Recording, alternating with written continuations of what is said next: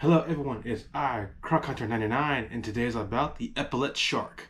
Welcome back to our planet.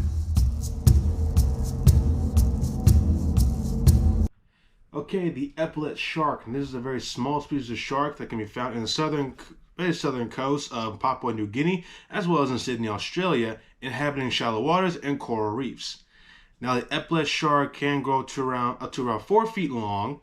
They're not typically a big shark, but they definitely do get a bit more size, about kind of like the size, kind of like almost like a human arm. So the Epaulette shark is a very small species of shark. They can have a creamy or brown hue coloration to them with a black false eye spot generally above the pectoral fins.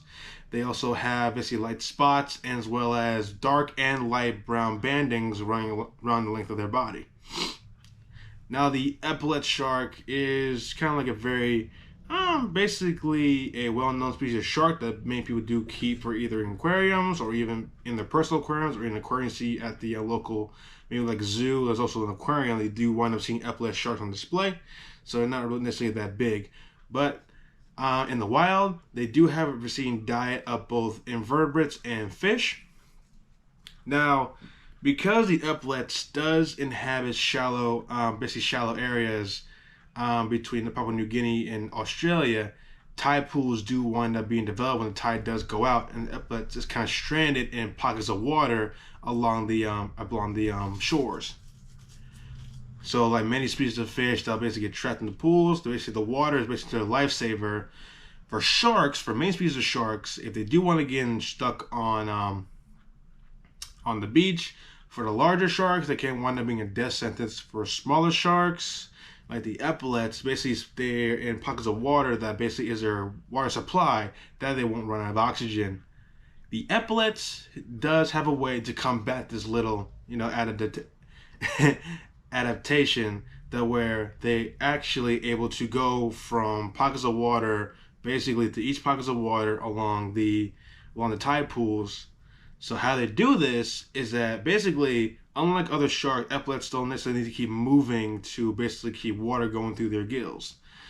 Instead, when they need to go from place to place, they basically shut off a section of their brain to help preserve oxygen. That way, they won't won't suffocate while they're on pockets of water and trying to move between each area. But the way to get to that pockets of water, while there's still being air basically going through its gills, even a little bit of water going through the gills does help it.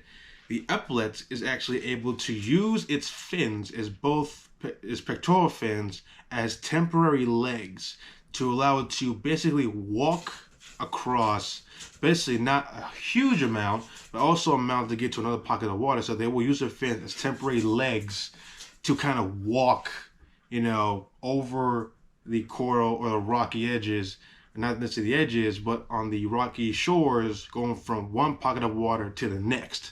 So this actually helps it find a lot deeper pocket of water, for not only for survival, but also when they track down food. Now, epaulettes can't necessarily stay in one pocket of water for too long, because over time the hot sun might cause that place to basically cause the water to decrease.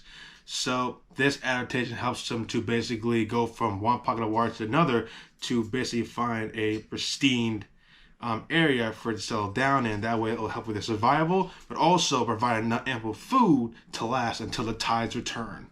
So that's a very unique adaptation among sharks, especially for a small one like the epaulettes. So yeah, very unique adaptation among sharks that many other shark species are not able to do this, but the epaulettes does take the crown for being the most adaptive when it comes to trying to maximize its survival. Alright, so that's it for today. If you enjoyed the video, please hit the like button. If you have any questions, post them down in the comments below. And don't forget, subscribe for more content. And now we'll see you guys next time. See ya. Hey, thanks for watching. Don't forget to subscribe for more content, follow me on social media, and I'll see you guys next time. Bye.